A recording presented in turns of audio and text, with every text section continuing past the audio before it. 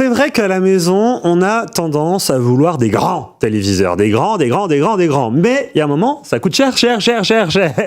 Et c'est pour ça que Sylvain, il teste les vidéoprojecteurs qui ont l'avantage d'être des petits formats, mais qui de l'autre côté vous offrent des grandes tailles d'images. Alors, est-ce que ça existe d'avoir des vidéoprojecteurs accessibles et qui nous permettent d'avoir une grande taille pour une bonne qualité ? Je pense que l'année 2025, ça va être l'année des vidéoprojecteurs, d'une certaine catégorie d'ailleurs, les modèles ultra compacts et surtout ultra courte focale. Et on peut voir effectivement à l'écran un modèle qui a été présenté par Optoma. Il s'agit du Photon Go, qui a été présenté à Barcelone là, ces dernières semaines pour le salon ISE. On le place à seulement 25 cm du mur. Et il projette une image qui est Full HD de 100 pouces de diagonale. Donc là, ce petit machin qui est posé sur le meuble, ça fait cette image. C'est exactement. Ce petit machin, il mesure donc 25 cm sur 15 sur 6,2 cm. Donc c'est vraiment ultra compact. On peut le voir effectivement là à l'écran.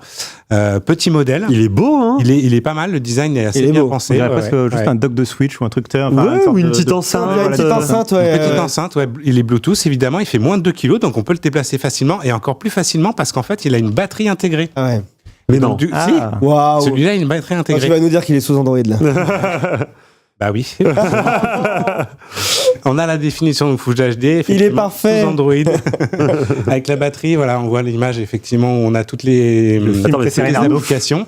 Et donc 1h30 d'autonomie, donc c'est pas non plus quelque chose de fabuleux. Ouais, mais en même temps, un vidéoprojecteur, ça pompe, hein. Ça pompe, ouais, par rapport à. T'as dit combien, attends, parce que le chiffre est 1h30. Ah oui, c'est juste un film. Oui, mais en vrai, un vidéoprojecteur, t'as vu la lumière. On peut pas faire de pause pipi, quoi. Ouais, ou alors on peut peut-être essayer de se mettre en mode écho au niveau de l'image, alors on aura une luminosité qui sera moindre, mais bon, déjà, ça fait vraiment le taf. Et du coup, pour le coup, on a une totale liberté de placement. C'est qu'on l'embarque dans le jardin, on a un mur blanc, paf. Mais oui. On l'a son écran. Non, mais c'est ça. Moi, j'imagine. Sinon, on prend un drap blanc et on l'étend. Oui. C'est ce que je faisais quand j'étais étudiant. Moi, je me dis, en soirée, le nombre de fois où j'ai voulu montrer des photos à des potes ou juste montrer une vidéo qu'on a faite à un mariage, je sais quoi. Tu peux le ramener, tu le places. T'as pas à le placer, tu sais, sur les tables sur les tables de la soirée, tu sais, à trouver un trépied, tu le places en bas du mur. Ouais, surtout que justement, tu le places et en fait, il a toutes les fonctions de correction d'image. Donc, mais non. Ça corrige le trapèze. En mode à la XJimmy, là. On le pose, on l'allume automatique. Et il te corrige l'image comme il faut pour te faire un rectangle parfait. Donc c'est impeccable. Attends, et c'est une marque chinoise. Alors Optoma. Optoma, ouais. C'est chinois ? C'est pas chinois, non. Ouais, c'est japonais, non ? Je sais plus. C'est japonais. Ouais. Souvent, c'est les Chinois qui nous surprennent sur les petits produits compacts. Ouais, c'est vrai. Il y en a d'autres après. Hein. Alors, avant d'en parler d'autres... Taïwanais. Attends, c'est taïwanais, Optoma. Taïwanais. Ok. Taïwanais. Est-ce que tu peux me dire son prix ? Parce qu'il y a un moment, un truc comme ça, tu me vends du rêve, là, il faut que ça soit accessible. On est à 1 000 €. Ah oui, je m'attendais à plus quand même. C'est un petit budget, effectivement. Oui, mais 1 000 € pour et si on compare un rétro-projecteur, enfin, courte focale, plutôt un projecteur à courte focale, similaire mais sans la batterie, 1 000 €, c'est. On est à 2,5 fois à 3 fois moins cher. Ok. Normalement, après, pour les mêmes perfs, à peu près. Ah non, pas pour les mêmes perfs. Ouais, le souci, c'est on est quand même plus lumineux. On est en ultra HD sur les autres, simulé. Mais non, on est quand même... Là, on est sur du Full HD, faut s'en contenter. Moi, je suis en Full HD, donc je suis très content, ça me va. Bien sûr, il y a énormément de personnes qui sont contentes, il n'y a pas de souci là-dessus. En plus, ce que je peux vous dire, c'est que ça a une durée de vie qui est très longue, parce que moi, j'ai acheté le Xiaomi il y a 7 ans, je crois, 8 ans. Je l'ai déménagé 3 fois. Il marche super bien. Ouais, bien sûr. Et l'image est nickel. On est sur du triple laser, donc le laser, c'est jusqu'à 30 000 heures de fonctionnement. Ouais. Donc beaucoup mieux que les lampes DLP. Rien à voir. Pas de temps de chauffe, on allume et tout de suite on a l'image avec les bonnes couleurs qui vont bien. Et en termes de bruit ? Et en termes de bruit, je ne l'ai pas encore écouté. Mais tu l'as reçu, tu vas le tester? Alors, oui, bien sûr. Je parlais surtout des ventilos. C'est souvent ça, moi, le problème, je trouve. Non, sur ce type de projecteur, à quelques rares exceptions, ça fait pas de bruit. Ouais. Et tu vas le tester quand, à peu près, un truc comme ça? Dès que possible. Ah oui, d'accord, ok. Donc, c'est on parlera des disponibilités juste à la fin, mais ouais, dès que possible. Alors, est-ce que tu as des alternatives? Parce que là, tu nous as parlé du Optoma. Est-ce qu'il y a d'autres marques qui se lancent? Parce que c'est une tendance. Complètement. Je disais que l'Optoma, il a été présenté donc, à l'ISE à Barcelone, là, début février. Moi, j'ai pu voir à Las Vegas au CES aussi 3 autres vidéoprojecteurs exactement sur le même modèle. Notamment, il y avait le Yaber K300S qui a été donc présenté à Las Vegas cette année au CES. Les dimensions, on est sur du 29 cm par 22 pour 8,3 cm. C'est une feuille A4 presque. Donc c'est quasiment, effectivement. Voilà, on est sur un petit produit encore une fois. On est sur d'une image Full HD, certainement plus lumineuse que le précédent. Triple laser également, avec toutes les fonctions de correction d'image. Donc c'est pareil, on l'allume et on a tout de suite une image rectangulaire, c'est impeccable.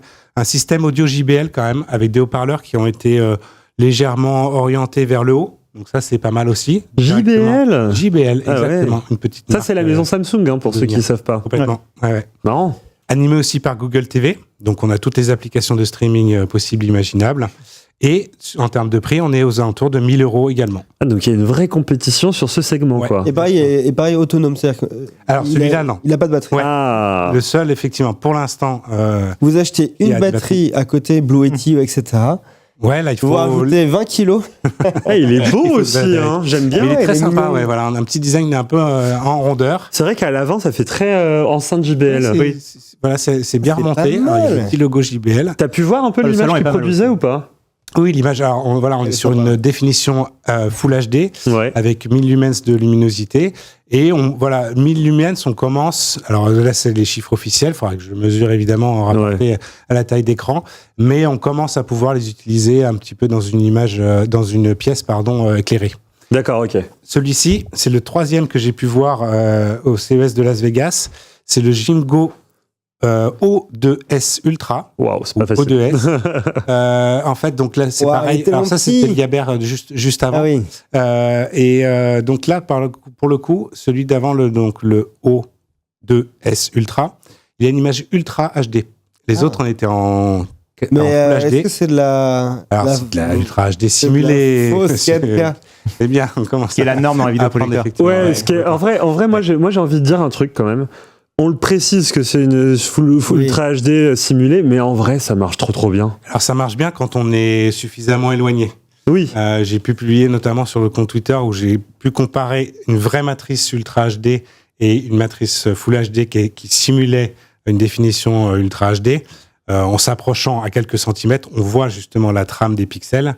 Mais personne s'approche à quelques centimètres. Non, effectivement. C'est notre rôle aussi de faire. Bien sûr. Après, tout dépend de la distance par rapport à laquelle on se situe. Les enfants verront la différence parce qu'ils se mettent à 3 cm du mal. C'est vrai que c'est pas sur le canapé et ils n'ont pas de problème, quoi. C'est peut-être pas un vrai ou un faux sujet, en fait, ce fait d'avoir de la 4K natif ou pas, en fait, on s'en fiche au final. Oui. C'est vrai que sur la télévision, les écrans ont l'habitude d'avoir de la définition native. Mais Alors, on a des questions du chat et on nous demande est-ce que c'est sur alimentation. Donc, je pense qu'on parle du Optoma. Alors, le Optoma, non. Il peut fonctionner sur alimentation, évidemment, mais il fonctionne également sur batterie.